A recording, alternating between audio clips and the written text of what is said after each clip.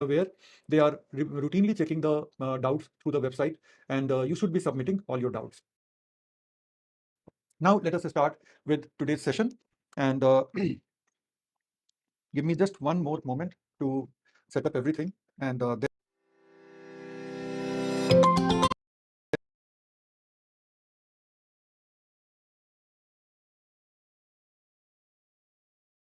then we will be ready to go live.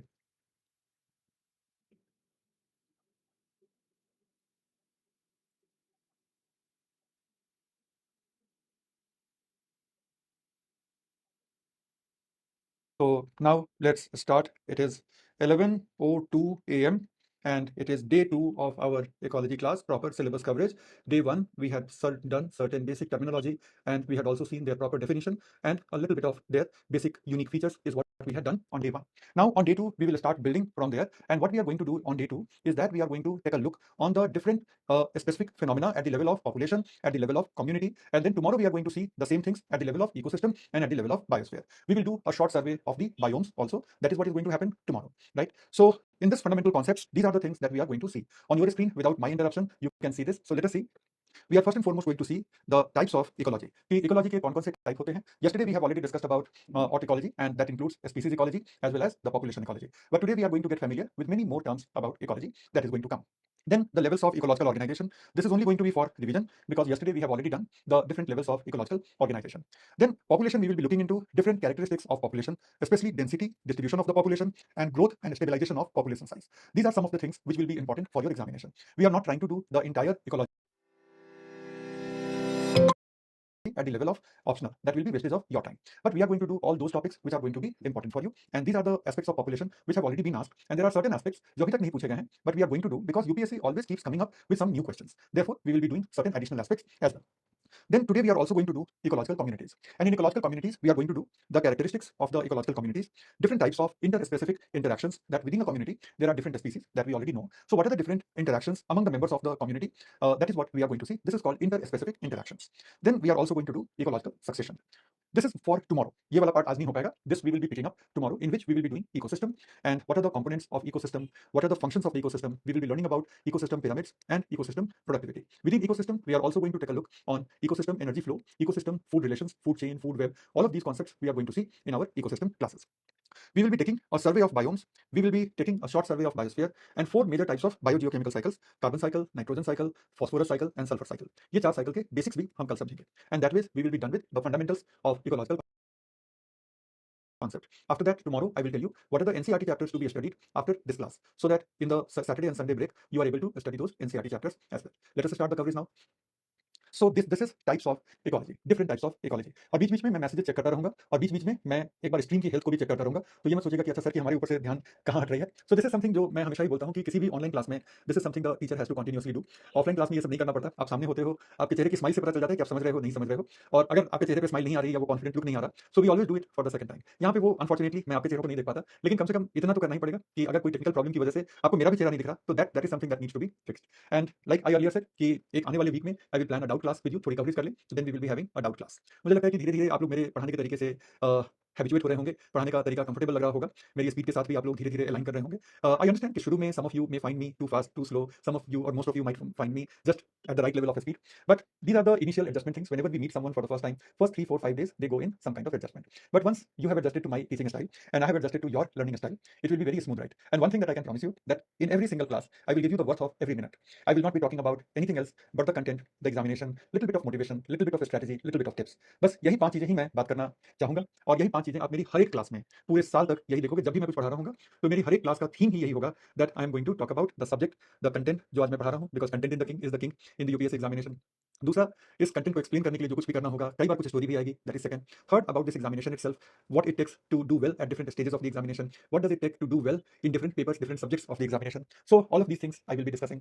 Next thing I will be discussing something to keep you motivated, something to keep you on the track.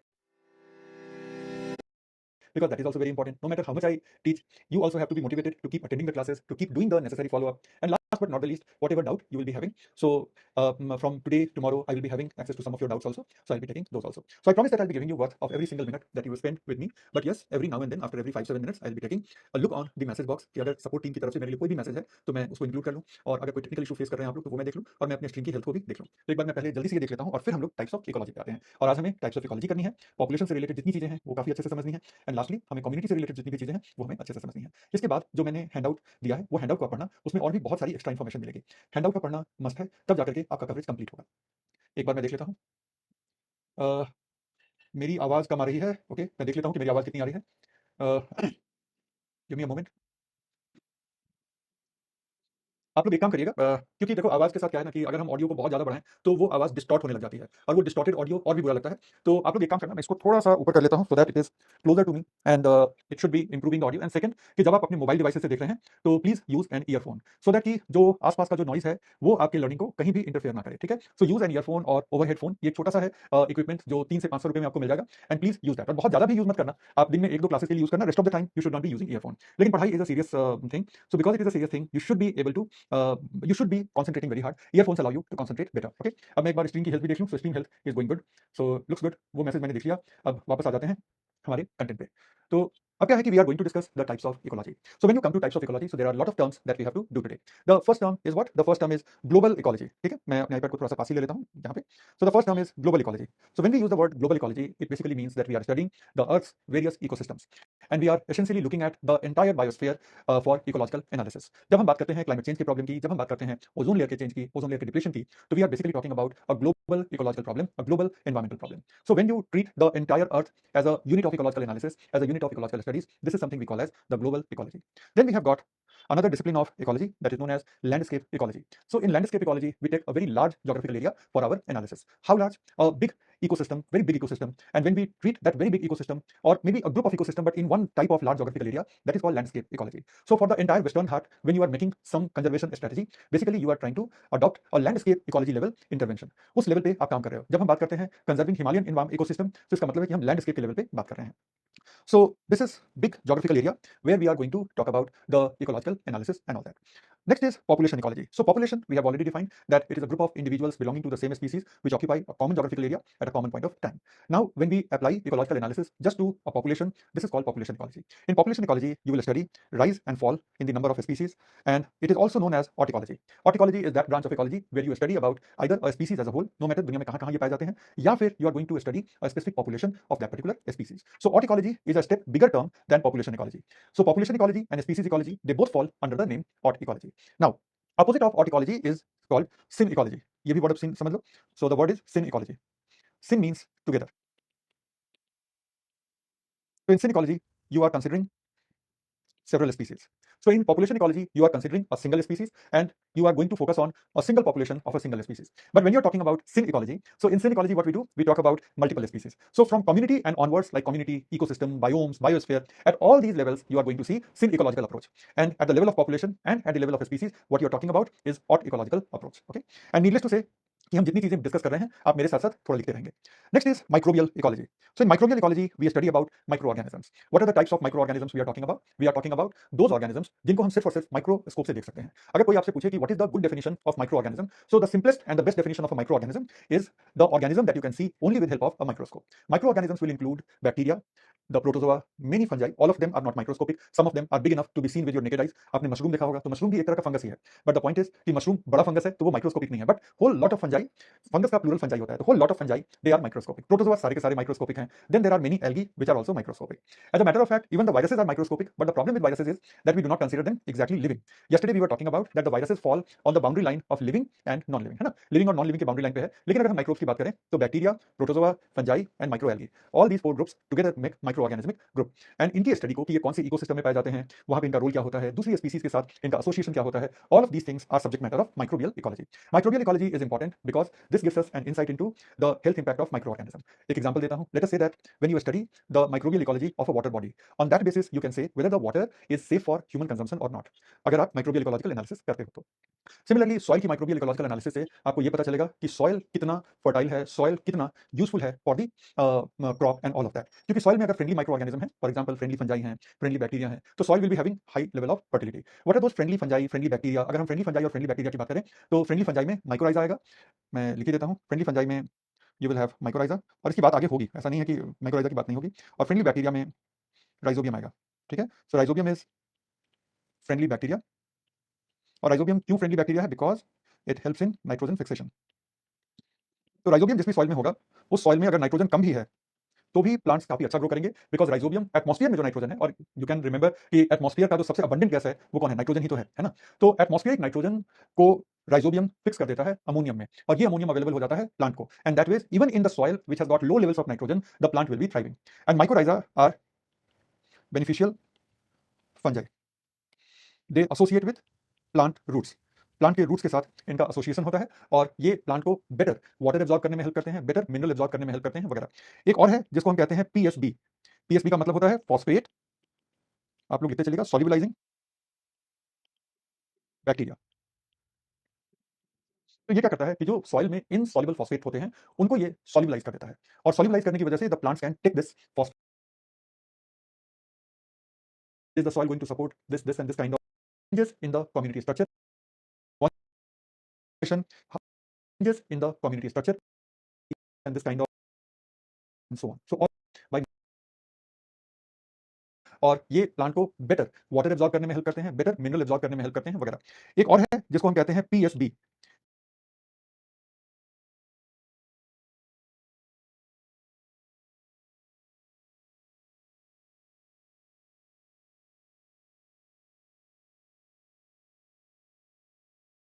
PSB का मतलब होता है phosphate, आप लोग लिखते चलिएगा, solubilising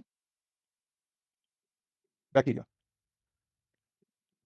तो ये क्या करता है कि जो सॉइल में इनसॉल्युबल फॉस्फेट होते हैं उनको ये सॉल्युबलाइज कर देता है, और सॉल्युबलाइज करने की वजह से the plants can take this phosphate and they can use it for their own biochemical purposes. So these are some of the friendly micro.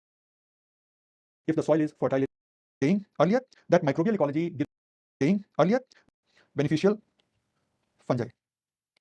They associate with plant roots. Plant के रूट्स के साथ इनका association होता है, और ये plant को better water absorb करने में हेल्प करते हैं, बेटर मिनरल एब्जॉर्ब करने में हेल्प करते हैं वगैरह. एक और है जिसको हम कहते हैं पीएसबी. पीएसबी का मतलब होता है फॉस्फेट, आप लोग लिखते चलिएगा, solubilising bacteria.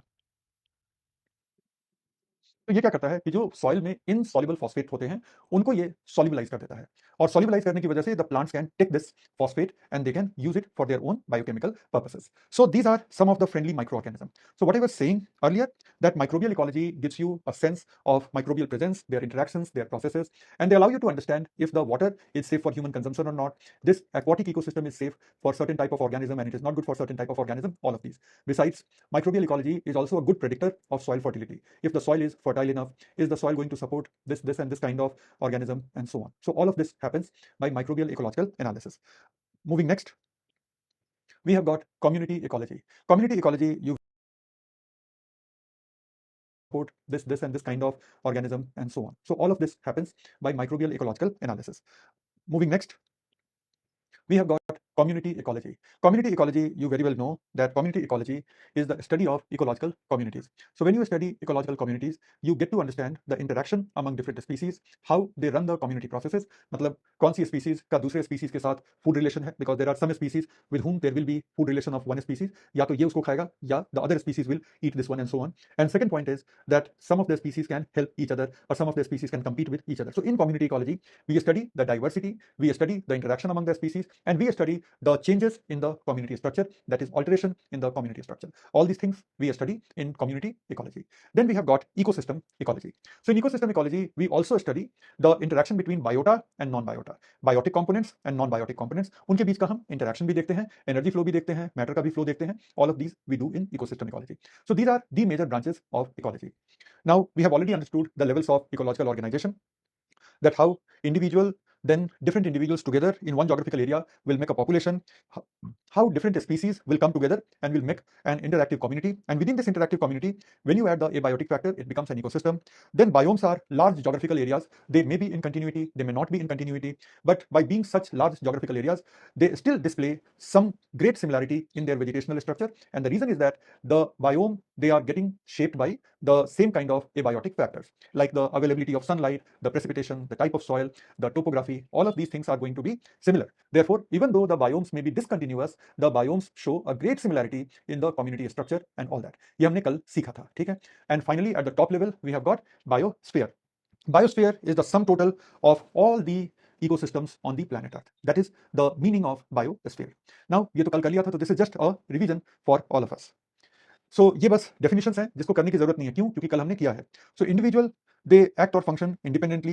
Then population, same species living and interacting in a particular area, and they are capable of interbreeding. Community, types of population interacting at a particular area, and it can be a major community, very big geographical area, or it can be a small community like a pond community or something. Ecosystem, where community of organisms and their physical environment, they interact with each other. इससे काफी detail हमने कल देखा है. Biome, major regional groupings of ecological systems, and biosphere is global sum of all ecosystems. Right? तो हमने types of ecology देख ली, हमने कल वाले उन पॉइंट्स को रिवाइज कर लिया. Now let us move further and let us now come to population ecology.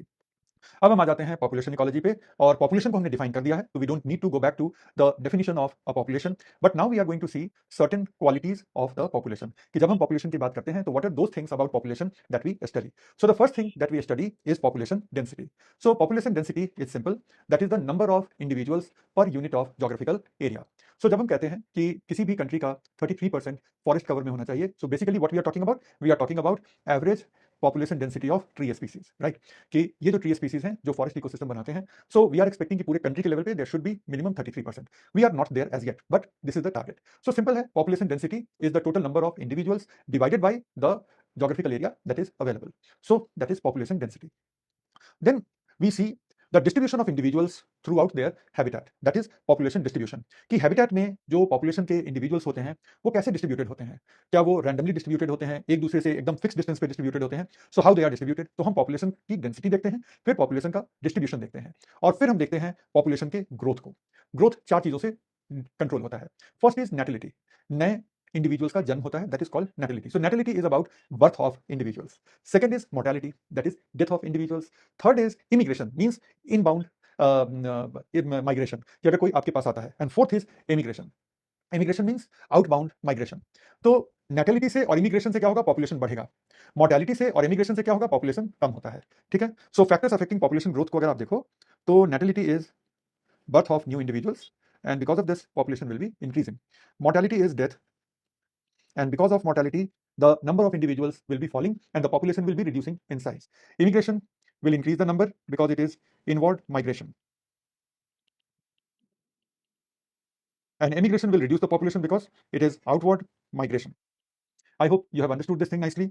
अब जरा हम पॉपुलेशन के डिस्ट्रीब्यूशन को देख लेते हैं. पॉपुलेशन डिस्ट्रीब्यूशन को हम पीटीओ कर देते हैं, मतलब कि प्लीज टर्न ओवर, और हम पॉपुलेशन के डिस्ट्रीब्यूशन को देख लेते हैं. ये देखो, जो अगला स्लाइड है वो पॉपुलेशन डिस्ट्रीब्यूशन को दिखा रहा है. पॉपुलेशन के डिस्ट्रीब्यूशन को सबसे पहली बात तो क्या है कि we also call it dispersion. ठीक है, पॉपुलेशन के डिस्ट्रीब्यूशन को हम डिस्पर्सन भी कहते हैं. और ये जो डायग्राम है आपके राइट साइड वाले बोर्ड पे, उन डायग्राम्स को आप जरा गौर से देखो. इसको हम कहते हैं यूनिफॉर्म डिस्पर्सन. यूनिफॉर्म डिस्पर्सन में हम क्या देख रहे हैं, that the individuals are at fixed distance from each other. Individuals के बीच में एकदम से फिक्स डिस्टेंस है, और वो पूरे ज्योग्राफिकल एरिया में एक जैसे डिस्टेंस पे एक दूसरे से प्लेस्ड हैं. ऐसा नहीं है कि दो पेड़ बहुत करीब आ गए हैं, ऐसा नहीं है कि कोई एक दूसरे से बहुत दूर हो गया है. There seems to be some degree of fixed one. वही पैटर्न क्या आपको दूसरे में दिखता है? Absolutely not. यहाँ पे क्या दिख रहा है? It is random. What do we mean by random? नाम से ही पता है, मतलब कोई पैटर्न नहीं दिख रहा. अगर आप यहाँ पे देखो रैंडम में, तो यहाँ पे काफी पास पास में है, और अगर आप इनको देखो तो ये सबसे दूर है, ये भी दूर है, और ये ना तो पास है ना बहुत दूर है. राइट. सो रैंडम में एक पैटर्न बन नहीं पा रही, therefore we use the word random. और अब जरा ये वाला देखो, क्लम्प्ड. यहाँ पे सीधा है कि छोटे छोटे झुंड में है, छोटे छोटे समूहों में है. राइट, ना एक दूसरे से दूर है, ना एकदम से फिक्स डिस्टेंस पे है. एक ही चीज है कि छोटे छोटे ग्रुप्स में ये पाए जाते हैं. तो ये है क्लम्प्ड डिस्ट्रीब्यूशन. तो ये मेनली तीन तरह का डिस्ट्रीब्यूशन पैटर्न हम देखते हैं, और तीनों की अपनी अपनी स्टोरी है. तो वो स्टोरी अब आप देख सकते हो और मैं एक्सप्लेन कर रहा हूँ. तो यूनिफॉर्म डिस्पर्सन की जो हाईलाइट फैक्टर है, वो हाईलाइट फैक्टर क्या है? इंडिविजुअल्स आर स्पेस्ड मोर और लेस इवनली. मतलब इंडिविजुअल्स के बीच की जो डिस्टेंस है वो ऑलमोस्ट इवन है. इवन का मतलब कि एक बराबर डिस्टेंस पे हैं. एक बराबर डिस्टेंस कब होता है? जरा देखते हैं। सबसे पहली बात तो कुछ ऐसे प्लांट स्पीसीज में होगा जहां पे प्लांट के रूट से कुछ ऐसे टॉक्सिक केमिकल निकलते हैं कि वो आसपास में दूसरे प्लांट को ग्रो नहीं होने देंगे। यहां तक कि सेम स्पीसीज के प्लांट को ग्रो नहीं होने देते वो, इसलिए नहीं क्योंकि उससे अगर सेम स्पीसीज का ही कोई प्लांट बिल्कुल पास में ग्रो कर गया तो आप समझ रहे हो, उसके लिए न्यूट्रिएंट का कॉम्पिटिशन हो जाएगा, वाटर का कॉम्पिटिशन हो जाएगा, स्पेस की कॉम्पिटिशन हो जाएगी। तो कुछ प्लांट्स हैं जो अपने रूट से कुछ टॉक्सिन रिलीज करते हैं और उन टॉक्सिन की वजह से आसपास में कोई प्लांट ग्रो नहीं कर पाता, अपने स्पीसीज का भी कोई प्लांट ग्रो नहीं कर पाता। इस फिनोमिनन का नाम क्या है? एलिलोपैथी। इस फिनोमिनन का नाम है एलिलोपैथी। एलिलो मीन्स दूसरे के प्रति, आपके अंदर एक एंटीपैथी है दूसरे के प्रति, आपके अंदर एक नफरत तो नहीं कहूंगा, लेकिन हाँ एक प्रॉब्लम है कि आप अपने आसपास किसी को ग्रो नहीं करने दोगे। एलिलोपैथी एक प्रॉपर टर्म है और उसका डिस्क्रिप्शन ये है कि plants that secrete toxins to inhibit the growth of nearby individuals, that is called allelopathy. ये अब आप याद रखोगे आज के बाद से। और दूसरा क्या है कि ऐसे एनिमल स्पीसीज में जहां पे एनिमल अपना एक एरिया बना लेता है, राइट, जैसे हिंदी फिल्मों में देखते हो ना कि जो क्रिमिनल टाइप के लोग होते हैं वो अपना एक एरिया बना लेते हैं और वो दूसरे क्रिमिनल से फाइट कर जाते हैं कि तुम मेरे एरिया में कैसे आकर के क्राइम कर रहे हो। So similarly there are some animals which have got a very strong sense of territory. वो अपनी एक टेरिटरी बना लेते हैं, अपना एक एरिया बना लेते हैं, और उस एरिया में अगर कोई और एनिमल आता है उन्हीं के स्पीसीज का, तो उससे इस एनिमल की खूब लड़ाई होती है। तो वो अपनी टेरिटरी ही नहीं बनाते, टेरिटरी को डिफेंड भी करते हैं, टेरिटरी की रक्षा भी करते हैं। So that is something some animals are able to do. तो वहां क्या देखोगे कि animals are a little far away from each other. एक ऐसे एनिमल का एग्जांपल जो है वो है tiger. Tigers have got a strong sense of territory. तो हम लोग कहते हैं कि tigers are territorial animals. Tigers में एक सेंस ऑफ टेरिटोरियलिटी तो है, ठीक है। तो tigers are strongly territorial animal, no doubts about it, okay. तो वहां पे भी जो मेंबर्स हैं एक पॉपुलेशन के, वो एक दूसरे से एकदम फिक्स डिस्टेंस पे ही चलेंगे। वो ना तो पास आएंगे ना रैंडम होगा, और क्लम्प होने का कोई सीन ही नहीं है। रैंडम में आते हैं। रैंडम में इंडिविजुअल्स आर डिस्ट्रीब्यूटेड रैंडमली, जो कि नाम से ही जाहिर है कि individuals will be distributed pretty randomly. And एक एग्जांपल है प्लांट्स जिनके सीड विंड डिस्पर्स्ड हैं। तो वो विंड तो कहीं भी लेके चला जाएगा, कुछ सीड्स पास-पास में ही विंड की वजह से डिपॉजिट हो गए, कुछ सीड्स एक दूसरे से दूर-दूर हो गए, तो वहाँ पे एक रैंडम डिस्ट्रीब्यूशन होगा। प्लस कुछ एनिमल्स हैं जिनमें कोई सेंस ऑफ टेरिटरी नहीं है, तो अगर उन एनिमल्स में सेंस ऑफ टेरिटरी नहीं है, तो वो भी रैंडमली डिस्ट्रीब्यूटेड होते हैं, राइट? तो ये रैंडम डिस्ट्रीब्यूशन की बात हो गई। एक और सिचुएशन है रैंडम डिस्ट्रीब्यूशन की, कि रैंडम डिस्ट्रीब्यूशन में एक खास बात क्या होती है कि पॉपुलेशन जिस जगह को ऑक्यूपाई कर रहा है, वो पूरे के पूरे एरिया में एनवायरनमेंट इज मोर और लेस फेवरेबल। चूंकि एनवायरनमेंट फेवरेबल है, इसी वजह से तो वो रैंडमनेस दिख रही है। अगर एनवायरनमेंट फेवरेबल नहीं होता, तो वो रैंडमनेस भी आपको नहीं दिख रही होती। एक ट्री यहाँ पे ग्रो कर रहा है, आप देखो, तो ऑब्वियसली यहाँ की कंडीशन अच्छी है तभी यहाँ पे ग्रो कर रहा है। कई सारे ट्री यहाँ पे ग्रो कर रहे हैं तो यहाँ पे भी कंडीशन अच्छी है तभी ग्रो कर रहा है। कुछ ट्रीज यहाँ पे ग्रो कर रहे हैं, यहाँ पे भी जाहिर है कि अच्छी कंडीशन होगी। सो इस पूरे एरिया में जितने में ये पॉपुलेशन फैला हुआ है, इस पूरे एरिया में कंडीशन अच्छा है, तभी इस पूरे एरिया में कंडीशन अच्छा है, तभी आप रैंडम डिस्ट्रीब्यूशन देख पाते हो। अब आते हैं क्लम्प डिस्ट्रीब्यूशन की। छोटे छोटे समूहों में, छोटे छोटे झुंड में डिस्ट्रीब्यूशन पाया जाएगा। तो ये तो सीधी बात है कि individuals are clustered into groups, कि इंडिविजुअल जो है छोटे छोटे छोटे ग्रुप्स में पाए जाएंगे। अब एक तो आप उन प्लांट्स में देखोगे जिनका सीड सीधा जमीन पे आके गिर जाता है। जैसे ओक के पेड़ होते हैं पहाड़ों में, तो ओक की सीड जो है ना, वो ना तो विंड से कहीं जाती है, ना कोई बर्ड या कोई एनिमल उसको लेके जाता है। ओक के सीड सीधा जमीन पे गिरते हैं, तो आप देखोगे कि ओक के पेड़ छोटे छोटे क्लम्प्स में पाए जाएंगे, राइट। सो ऐसे ग्रुप में आप पाओगे। और कुछ एनिमल जो है ना, वो खुद ही ग्रुप में रहते हैं। There are some animals which live in groups. So the animals which live in groups, वो एक ही ग्रुप में जाकर के शिकार करते हैं। हो सकता है कि उनका शिकार भी ग्रुप में ही रहता होगा। आप अक्सर देखोगे कि हिरन ग्रुप में जाकर के वो घास चरते हैं। इसी तरह से देखोगे कि भेड़िया जो होते हैं वो भी ग्रुप में जाकर के शिकार करते हैं। बाघ अकेला शिकार करता है। शेर अक्सर अकेला शिकार करता है, लेकिन शेर की अक्सर एक फैमिली होती है, लायन की एक फैमिली होती है। तो जो एनिमल्स अपने बिहेवियर की वजह से ग्रुप में रहते हैं, तो वो एनिमल क्लम्प डिस्ट्रीब्यूशन दिखाएंगे। और जो एनिमल ग्रुप में ही ग्रेज करने जाते हैं वगैरह, तो वो भी आपको क्लम्प बिहेवियर दिखाएंगे। और प्लांट्स में वो प्लांट्स दिखाएंगे जिनका सीड सीधा जमीन पे गिरता है। और एक और चीज है क्या कि हैबिटेट की जो कंडीशन होगी यहाँ पे, सो हैबिटेट्स आर पैची। मतलब हैबिटेट में भी ये नहीं कि पूरा का पूरा जो एरिया है दैट विल बी फेवरेबल। अब इस पूरे ज्योग्राफिकल एरिया में this area is favourable, this area is favourable, this area is favourable. So that basically shows to you, अगर आप देखो तो that basically shows to you कि इसमें जो दूसरे एरियाज हैं जिनको अभी मैंने ब्लू से शेड नहीं किया है, तो इसमें जो दूसरे एरियाज हैं, the other areas are not as favourable as these blue shaded areas. तभी तो यहीं पे हमारी स्पीसीज के मेंबर पाए जा रहे हैं। So these are some of the interesting things that you need to take notice of. Now moving next, there is something in population that is called survivorship curve. इसको अच्छे से समझना होगा। सर्वाइवरशिप कर्व पे भी क्वेश्चन आता है, और पहले इस सर्वाइवरशिप कर्व का मतलब हम समझ लेते हैं। सर्वाइवरशिप कर्व का मतलब है कि अपने पूरे के पूरे लाइफ स्पैन में, अपने पूरे के पूरे लाइफ स्पैन में आपके एज और आपके डेथ की पॉसिबिलिटी में क्या रिलेशन है। पूरे के पूरे लाइफ स्पैन में जितने दिनों की आपकी लाइफ है, तो आपके एज और डेथ की पॉसिबिलिटी में क्या कोई रिलेशन है। तो ह्यूमन बींग्स में आप क्या देखते हो?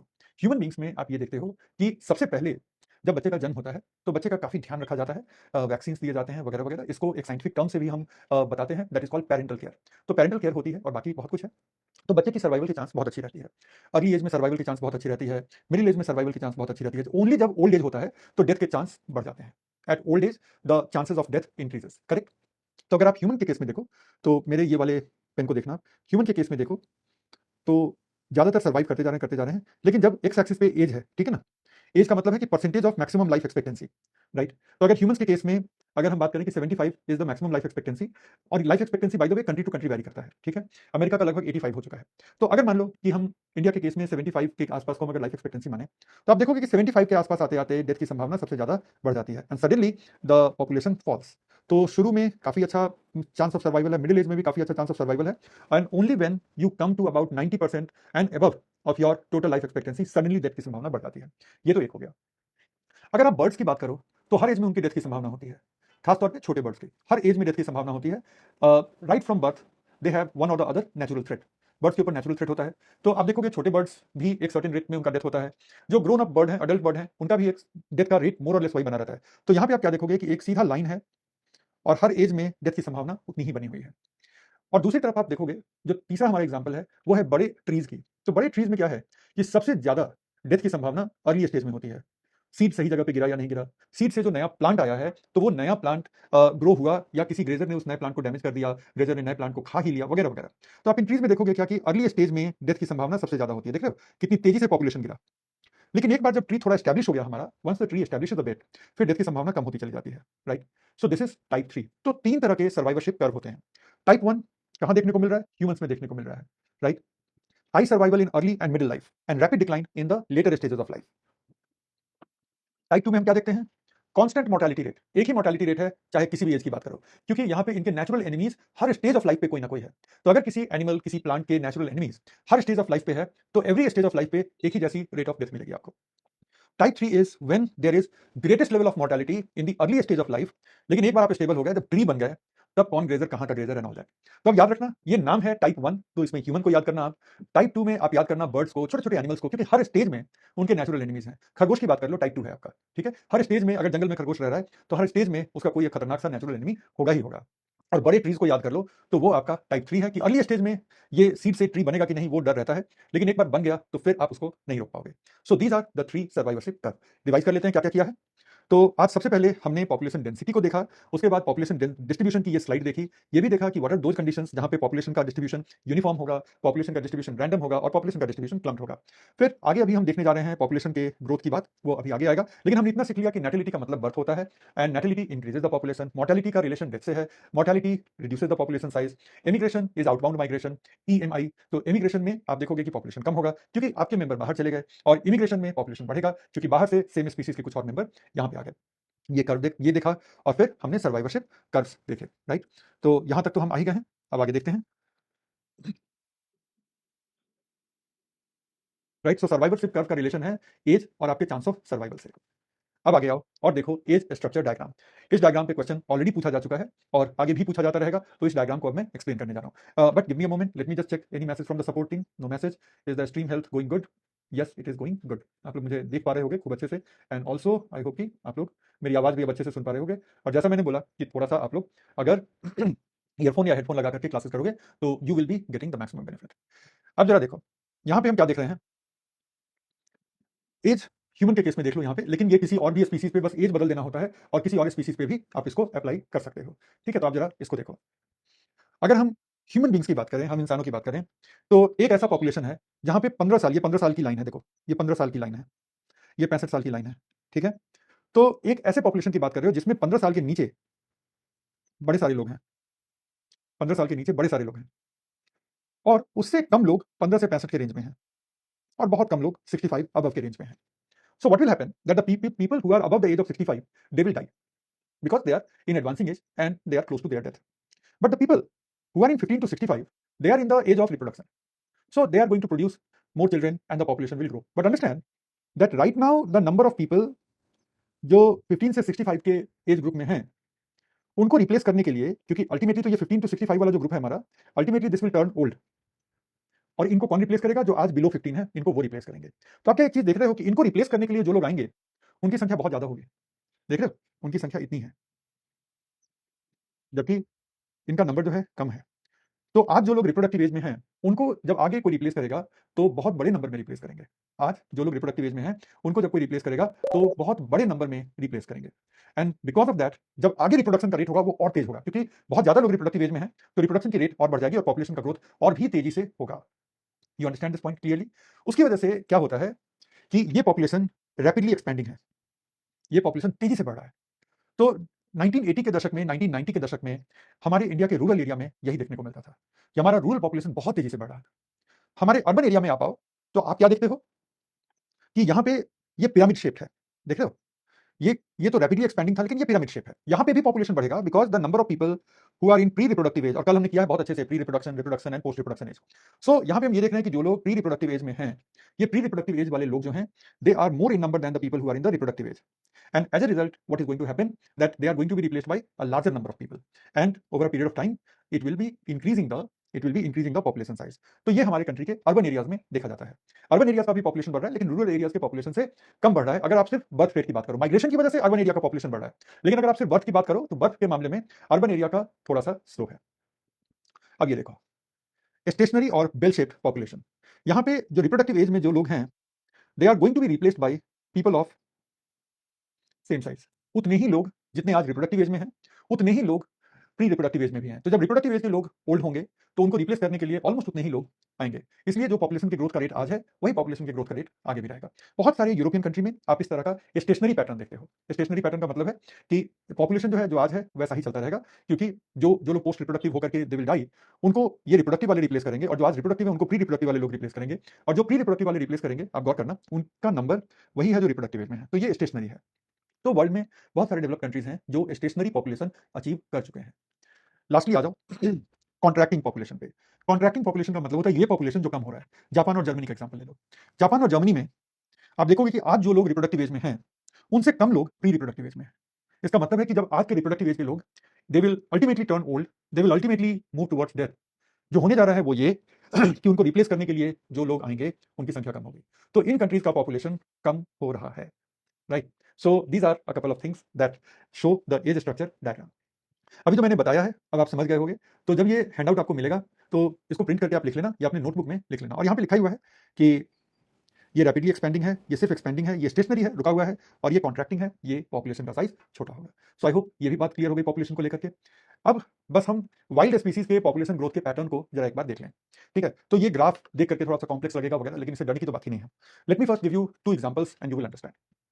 अगर आप एलिफेंट के नंबर्स की बात करो, अगर आप टाइगर्स के नंबर्स की बात करो, तो सबसे पहली चीज जो हम देखते हैं एलिफेंट के नंबर्स के साथ, टाइगर्स के नंबर के साथ, जो सबसे पहली चीज देखते हैं कि उनका नंबर धीरे धीरे बढ़ रहा है, और हमें यह भी पता है कि एक लिमिट तक ही बढ़ेगा। उसके बाद एलिफेंट का नंबर, टाइगर का नंबर नहीं बढ़ने वाला। क्यों? क्योंकि the ecosystems in which the elephants and tigers are surviving, those ecosystems are not having unlimited resource, unlimited space or anything like this. And because these ecosystems don't have unlimited space, unlimited resource, so what will happen? After a point, the ecosystem will not be able to support, will not be able to carry more number of people, right? And that maximum number is known as carrying capacity. So carrying capacity is that highest limit जिसके beyond population को support कोई ecosystem नहीं कर पाएगा। और ज्यादातर population ऐसे होते हैं जो ग्रोथ जो उनका होता है, इनिशियली थोड़ी तेजी से ग्रोथ होगा, but once the population has touched close to the carrying capacity, उसके बाद आप देखोगे कि पॉपुलेशन का ग्रोथ स्टेबल हो जाता है, पॉपुलेशन का ग्रोथ अब तेजी से नहीं बढ़ता। अगर किसी भी फॉरेस्ट एरिया में अगर किसी भी अगर किसी भी फॉरेस्ट एरिया में if you see 3000 deers, so be sure that even if you come here after 20 years, you will see the number of deers to be the same, because there is a certain limit of space there, because there is a certain limit of food resources. That is called the logical growth pattern. इसमें एक logic है कि carrying capacity is the highest level. तो ऐसे जो species होते हैं ना, उनका ग्रोथ थोड़े वक्त के लिए तेजी से होगा, लेकिन फिर स्टेबल हो जाता है। इनके ग्रोथ के फेजेस को आप देखो, इसको हाईलाइट कर रहा हूं मैं। ये देखो how their growth is happening. ऐसे ये ग्रोथ हुआ, धीरे धीरे अभी ग्रो हो रहा है, और धीरे धीरे ग्रो होने के बाद ये इसके बाद अचानक से एक्सेलरेट होता है। ये वाला जो फेज है, ये एक्सेलरेशन का फेज है, क्योंकि अभी कंपटीशन वगैरह नहीं है, और कंपटीशन नहीं है तो ये पॉपुलेशन तेजी से एक्सेलरेट होता है। लेकिन फिर कंपटीशन सेट्स इन, और एक बार कंपटीशन सेट इन हो जाता है, फिर आप देखो कि पॉपुलेशन क्या बढ़ रहा है, नहीं बढ़ रहा। अब पॉपुलेशन स्टेबल हो गया हमारा। पॉपुलेशन स्टेबल हुआ कहां जाकर के? पॉपुलेशन स्टेबल हुआ के वैल्यू पे जाकर के। ये देख लो के वैल्यू, पॉपुलेशन के वैल्यू पे जाकर स्टेबल हुआ। What is the meaning of के वैल्यू? के value means carrying capacity. Carrying capacity is what, लिख लो, मैं बोल रहा हूं। Carrying capacity is that number of individuals, carrying capacity is that number of individual or that density of population or that density of population which an ecosystem can support, which an ecosystem can support with its resources, with its resources and habitat space with its space, right? So that is carrying capacity. Carrying capacity को denote कैसे करते हैं? के से करते हैं, correct? तो carrying capacity तो समझ में आ गई। और जितने बड़े साइज के एनिमल्स होते हैं उनके ग्रोथ का जो पैटर्न होता है वो के अराउंड होता है। के इज कैरिंग कैपेसिटी। सो वो के अराउंड होता है। एलिफेंट की बात कर लें, डियर की बात कर लें, तेंदुआ की बात कर लें, टाइगर की बात कर लें, राइनोसेरस की बात कर लें, तो ये सब के सब जो है कैरिंग कैपेसिटी के इर्द गिर्द होते हैं। अब अगला एग्जाम्पल लो, मॉस्किटोज, मच्छर, उनका ग्रोथ आप कैसे देखते हो? जब मौसम ड्राई है और कोल्ड है तो आप देखोगे मच्छर कहाँ गए पता ही नहीं चलता। ठंडे मौसम में जो कि ड्राई मौसम है, you will not be able to see mosquitoes. But then you notice that the moment the warm weather comes back, the moment it starts to rain also, so wet and warm weather together, you will notice that they are giving rise to an explosive number of mosquitoes, an explosive number of mosquitoes. And this is what? This is something which is R type of growth. R is what? Rate. So जो आपकी maximum growth rate होगी, आप उस maximum growth rate पे जाके grow करोगे। आप इस बात की परवाह नहीं करोगे कि कैरिंग कैपेसिटी कितनी है कितनी नहीं है। अगर डेथ होती है कैरिंग कैपेसिटी क्रॉस करने की वजह से हो जाने दो, लेकिन हम अपने फुल कैपेसिटी पे, आर का मतलब है ग्रोथ रेट, सो हम अपने फुल कैपेसिटी पे आर पे जाकर के we will reproduce. That is R type of growth. This is also known as exponential growth and this is known as logistical growth. Exponential growth always focuses on R. R is what? The rate of growth. And logistical growth always focuses on K, that is carrying capacity. So in this one you will see the curve as J-shaped curve. J, English का जो letter J है वैसा curve आप देखते हो, देख रहे हो ये कर्व को? It is J-shaped curve, right? So that is the hallmark feature of r adapted growth. तो मच्छरों में आप देखोगे कि एक एक्सप्लोसिव ग्रोथ होती है, एक्सप्लोसिव, फिर तेजी से मरते भी हैं, but that is all right. वो तेज ग्रोथ जो है ना, दैट इज एन इंश्योरेंस कि जितनी डेथ होती है हो जाए, फिर भी एक नंबर बचा तो रहेगा। लेकिन यहाँ पे ये स्ट्रेटजी आप देखोगे कि जो छोटे एनिमल्स होते हैं या छोटे प्लांट्स होते हैं जिनके ग्रोथ की संभावना बहुत कम सीजन्स में होती है, तो they will be showing this r type of growth. Whereas those which have got bigger size, they reproduce slowly, you will notice that they show the K adapted growth, because in K adapted growth they will be well adjusted according to the carrying capacity. Equations को ignore कर दो, इसलिए कि इस पे कभी भी prelim में क्वेश्चन नहीं पूछा जाएगा। ये ग्राफ मैंने टेक्स्ट बुक से लिया था, तो वहां पे इक्वेशन था, इक्वेशन मैं एक्सप्लेन भी कर सकता हूं, but that will B unnecessary, कभी भी जीएस में पूछे नहीं जाएंगे ये। सो पॉपुलेशन में अब हम ग्रोथ की भी पैटर्न समझ चुके हैं। Now we are coming to population stabilisation. Population का ये लास्ट स्लाइड है, ठीक है? उसके बाद पॉपुलेशन में कुछ भी ऐसा यूपीएससी आपसे नहीं पूछ लेगी जो आपको नहीं पता होगा। Now let us start with population stabilization. Population stabilisation का मतलब है कि पॉपुलेशन की ग्रोथ होते होते होते होते एक ऐसे स्टेज पर आप आते हो जिसके बाद ना तो पॉपुलेशन का साइज बढ़ेगा ना तो पॉपुलेशन का साइज कम होगा। This is called the population stabilisation level.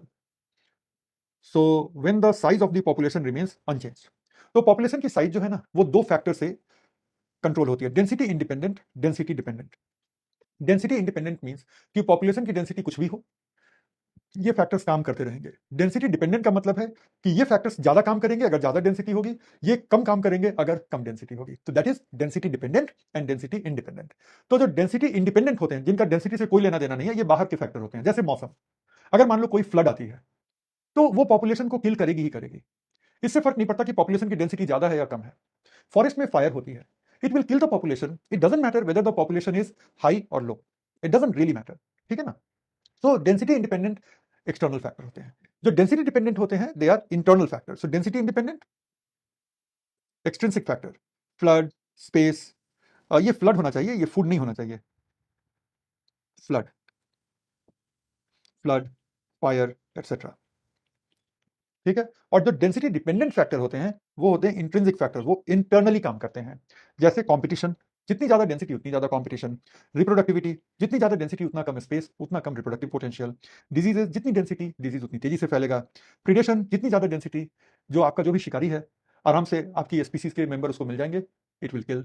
सो ये सब जो है सो डेंसिटी डिपेंडेंट हमारे फैक्टर्स हैं। तो बस पॉपुलेशन पे अगर आप इतना जानते हो तो it is all.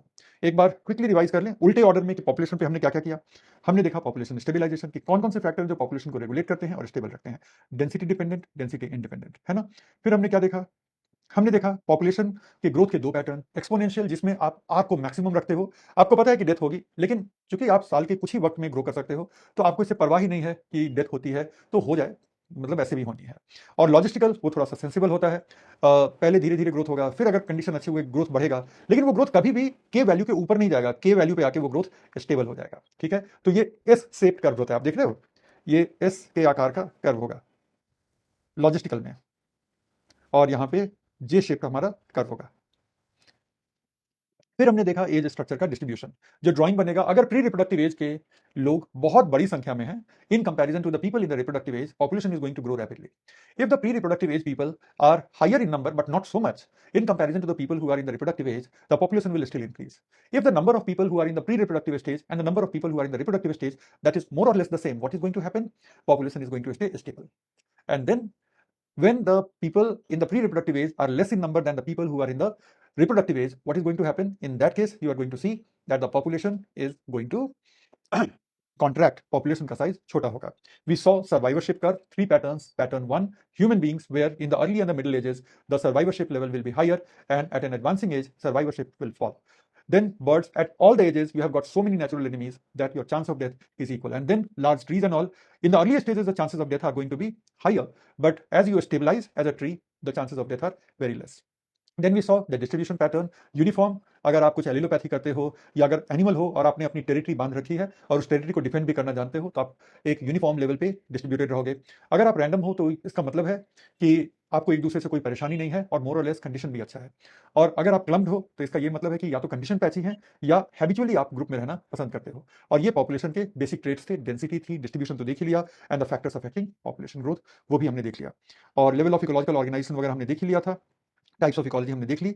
So now we are ready to take a look on community. So आज का जो दूसरा थीम है that is around community. So यहाँ से हमारी कम्युनिटी शुरू होती है.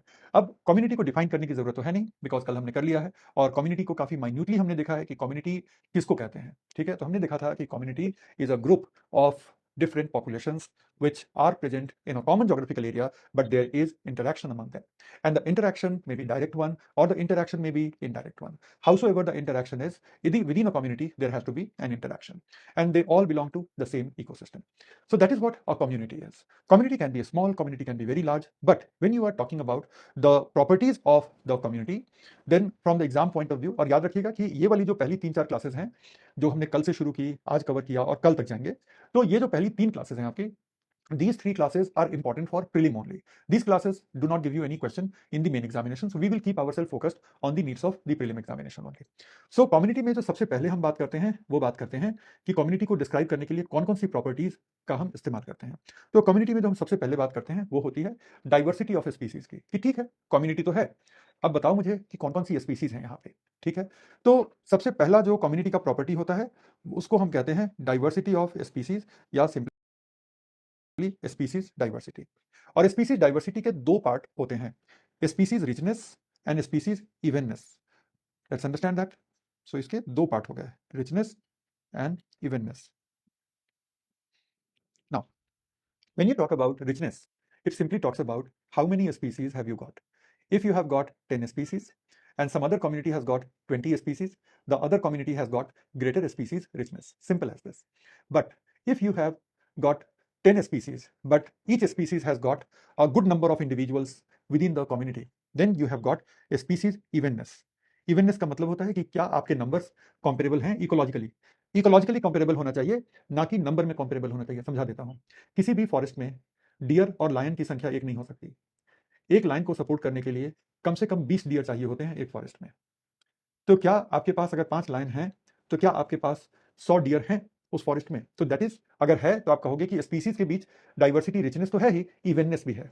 ठीक है, और 20 डियर को सपोर्ट करने के लिए कम से कम 20 डियर को सपोर्ट करने के लिए कम से कम 5 हेक्टेयर के एरिया में फॉरेस्ट तो चाहिए ही चाहिए. उससे कम में 20 डियर सपोर्ट नहीं होते.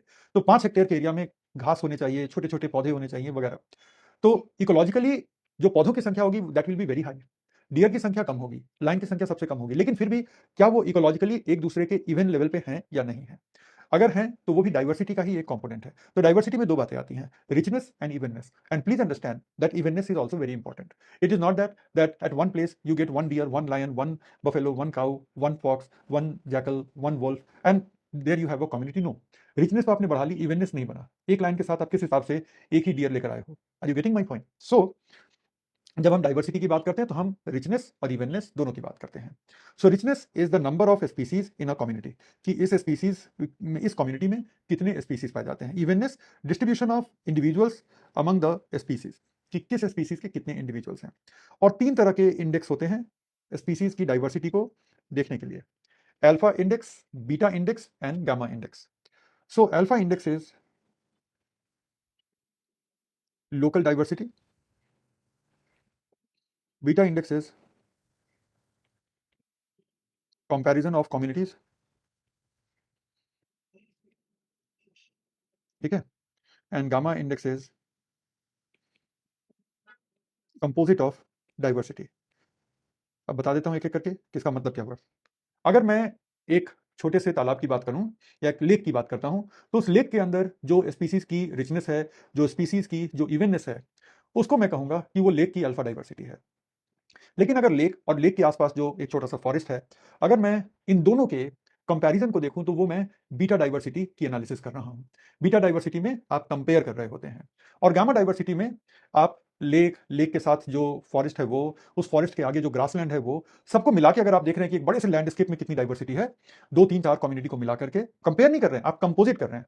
सो that is called gamma diversity index.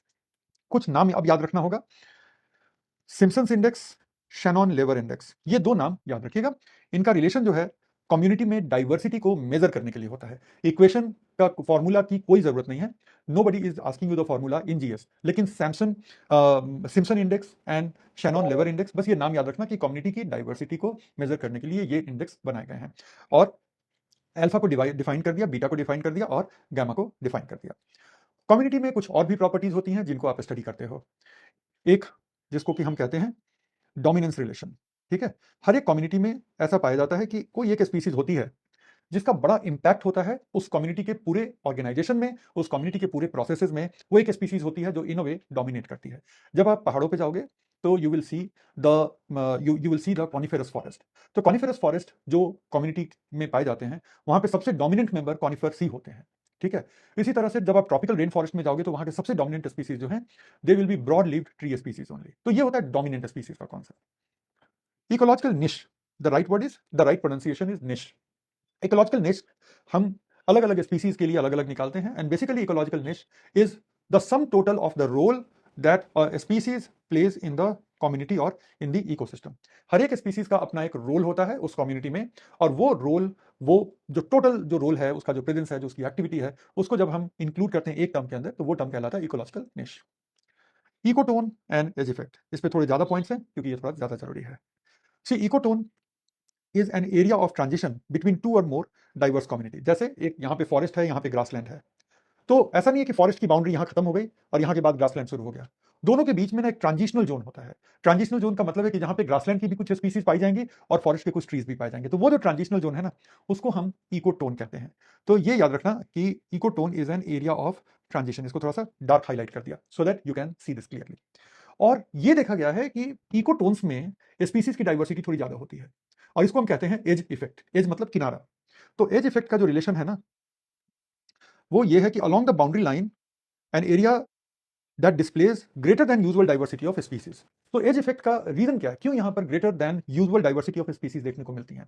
इसलिए मिलती है greater than usual level of diversity, और उसका रीजन बड़ा सिंपल है समझना। इसलिए मिलती है बिकॉज यहां पे फॉरेस्ट वाले भी कुछ स्पीसीज रह सकते हैं, एज है, और यहां पे सिर्फ फॉरेस्ट ही नहीं, यहां पर आप देखोगे कि ग्रासलैंड के भी कुछ स्पीसीज रह सकते हैं। Because of that in the ecotones there is always slightly greater level of diversity, and the species which can only live in such edges, they are called edge species. So species that use edges for the purpose of reproduction and survival. ये देखो, यहाँ पे ये वाला जो part है, this is grassland. ये वाला जो पार्ट है, ये ग्रासलैंड है, राइट। और ये हमारा वुडेड कॉरिडोर है, ठीक है। तो अब क्या देखोगे कि यहाँ पे जो पार्ट है, ये थोड़ा सा एज का काम करेगा। यहाँ पे कुछ ट्रीज और कुछ ग्रासेस जो हैं वो एज का काम करेंगे, और इस एज में आप देखोगे कि ट्रीज भी होंगी, ग्रासेस भी होंगी, और सिर्फ ट्रीज और ग्रासेस ही नहीं होंगी, कुछ ऐसे भी स्पीसीज होंगे जो यहीं पे रहेंगे। आउल्स जो होते हैं हमारे, वो एज स्पीसीज होते हैं। क्यों एज स्पीसीज होते हैं? क्योंकि वो ट्रीज पे रहते हैं और ग्रासलैंड में अपना शिकार करने जाते हैं, ठीक है। तो वो एज में रहेंगे तो उनको रहने की भी जगह मिलेगी और शिकार की जगह भी जो है वो दूर नहीं होगा। तो घर और ऑफिस दोनों पास पास में होते हैं। So that is the concept of edge effect, कि एजेस में थोड़ी ज्यादा डाइवर्सिटी होगी क्योंकि वहां पे इधर की भी डाइवर्सिटी होगी, उधर की भी डाइवर्सिटी होगी, और इतना ही नहीं, कुछ स्पेशल एज स्पीसीज भी होंगे कम्युनिटी में। अब जो एक और कॉन्सेप्ट है, that is the concept of की स्टोन स्पीसीज। ये बड़ा इंटरेस्टिंग कॉन्सेप्ट है की स्टोन स्पीसीज का। ऐसे स्पीसीज जिनका नंबर कम होता है, ऐसे स्पीसीज जिनका नंबर कम होता है लेकिन उनका पूरी कम्युनिटी पे इंपैक्ट बहुत ज्यादा होता है। डोमिनेंट नहीं होते, दे आर नॉट डोमिनेंट, लेकिन they have a disproportionate effect on the community, right. And birds होते हैं ब्लू जे इन ओक फॉरेस्ट। तो for oak trees blue jay have a very important role in dispersal of seeds, pollens and all that. So अगर ये blue jay को आप हटा दो तो oak forest डीस्टेबल हो जाएगा, जबकि blue jay बिल्कुल भी डोमिनेंट स्पीसीज नहीं है, दूर दूर तक डोमिनेंट नहीं है blue jay, लेकिन blue jay को हटा के देख लो, वो oak forest आफ्टर 20, 30, 40 ईयर वो डैमेज हो जाएगा, right. So that is the unique feature, that is the unique feature of keystone species. फिर अगला जो है वो थोड़ा इंपॉर्टेंट है, ये टर्म्स अब याद रखना है आपको, inter specific relations in a community. एक कम्युनिटी में दो स्पीसीज के बीच में किस तरह के रिलेशन होते हैं. सबसे पहला रिलेशन तो होगा न्यूट्रलिज्म, कि डायरेक्टली ना तो मैं आपको अफेक्ट कर रहा हूं ना आप मुझे अफेक्ट कर रहे हो. जो रिलेशन लायन और ग्रास का होता है, लायन को ग्रास से फर्क नहीं पड़ता, ग्रास को लायन से फर्क नहीं पड़ता, ये दोनों एक दूसरे के प्रति डायरेक्ट लेवल पे न्यूट्रल हैं. सेकंड लेवल पे तो रिलेटेड हैं, लेकिन डायरेक्ट लेवल पे they are neutral. Competition, right. दो तरह के कंपटीशन होते हैं, एक होता है डायरेक्ट इंटरफेरेंस टाइप, कि एक स्पीसीज कोई ऐसी टॉक्सिन रिलीज करेगा, एक स्पीसीज कुछ ऐसा रिलीज करेगा जो दूसरे स्पीसीज की ग्रोथ को रोक देगा. जैसे कुछ फंगस होते हैं, वो फंगस क्या करते हैं कि कुछ बैक्टीरिया की ग्रोथ को रोक देते हैं, तो that is called direct interference. And then there is competition, that is resource use type. In this, for the same resource, two different species are fighting with each other. So that is competition, direct resource type, and one is competition, inhibition type. Amensalism, इसमें एक population पे negative impact पड़ता है लेकिन दूसरे का फायदा नहीं होता. मेरे हैंडआउट में एग्जांपल्स दिए हुए हैं, देख लेना. तो एक पॉपुलेशन को नुकसान हो रहा है लेकिन दूसरे को कोई फायदा भी नहीं हो रहा. That is what amensalism is. एक है कमेंसलिज्म. कमेंसलिज्म में एक पॉपुलेशन को फायदा हो रहा है और दूसरे को ना तो फायदा हो रहा है ना नुकसान हो रहा है. That is what, that is called commensalism. Population 1 is benefited, population 2 is not affected at all, not affected. Parasitism and predation. Parasitism and predation में एक स्पीसीज दूसरे स्पीसीज से फूड ले लेता है. तो पैरासिटिज्म में क्या होगा कि आप धीरे धीरे फूड का एब्जॉर्प्शन करते हो, और प्रिडेशन में क्या होगा, आप एक ही बार में शिकार करते हो.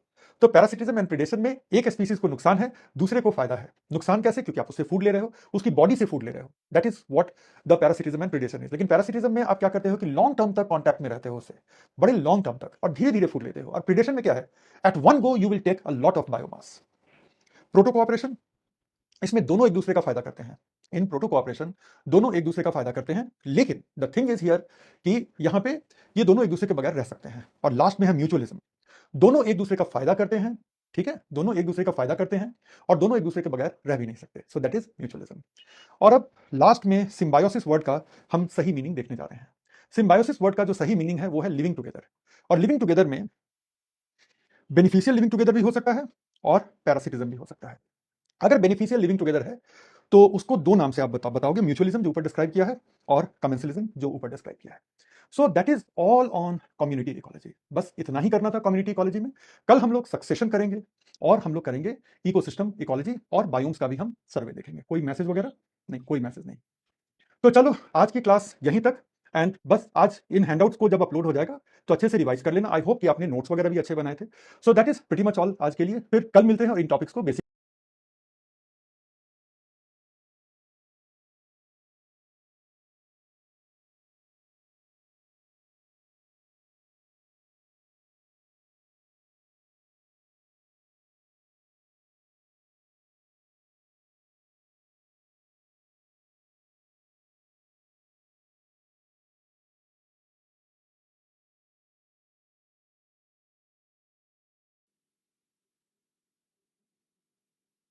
good morning, all the students. Very good morning from my library, and I hope you are having a great morning. So, am I audible? Am I visible clearly?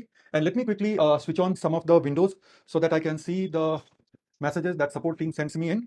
And already you can see what we are going to do today, and this theme is going to continue tomorrow also. So, let me just open a couple of windows on my computer before we start. And मुझे लगता है कि audio की feed भी अच्छी आ रही होगी और वीडियो की फीड तो मैं देख ही पा रहा हूँ. अगर कोई प्रॉब्लम हो तो आप सपोर्ट टीम को बता दीजिएगा, and the support team will be writing to me. Phone वगैरह को साइलेंट कर लिया जाए because they will be causing disturbance. And in next 2-3 seconds we will be going live with today's class.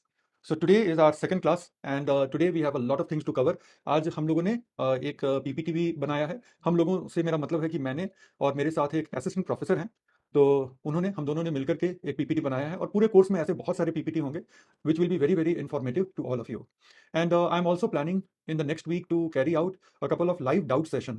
So in these sessions what I'm going to do is to basically take all your doubts and in the real time I will be answering all those doubts.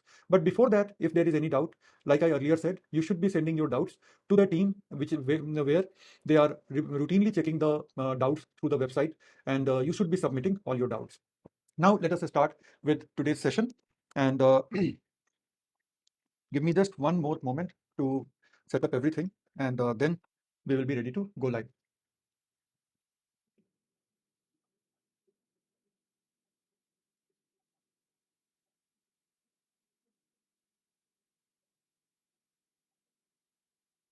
So now let's start. It is 11:02 a.m. and it is day 2 of our ecology class, proper syllabus coverage.